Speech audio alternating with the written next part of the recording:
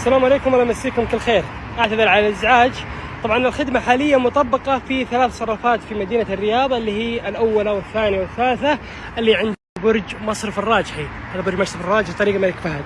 طبعا ستعرف مستقبلا هل هي مطبقه في هذه الصرافه او لا عن طريق الكيو ار كود الموجود بالصرافه هنا قبل تسحب.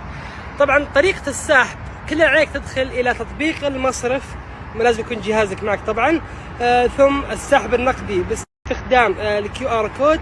طبعا راح تطلع لك كل حساباتك البنكيه، فتختار منها اي حساب، ثم يقول لك رصيدك الحالي في هذا الحساب هو هذا المبلغ، فتقول ابي اسحب المبالغ هذه، او ما عجبني مثلا ابي اسحب مثلا 250 ريال، فنقول سحب 250 نعم.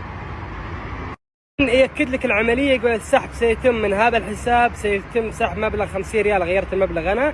راح يفتح لك على طول الكاميرا، يقول تسوي سكان على الكيو ار كود، تسوي سكان، ثم يقول لك في كود بيطلع لك على نفس الماكينة، كذلك راح يطلع التفاصيل هنا 6484. حطيت التفاصيل، يقول لك سيتم سحب 50 ريال، وجاني سحب 50 ريال. طبعا سحبت الى 5000 ريال، سحبت ما في مشكله.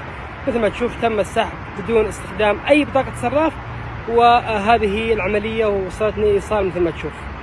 بالتوفيق لكم يا رب. طبعا هي الان ما زالت تجريبيه، ستعمم مستقبلا في كل المصارف باذن الله، كل الصرافات، وهذا المبلغ بدون اي بطاقه.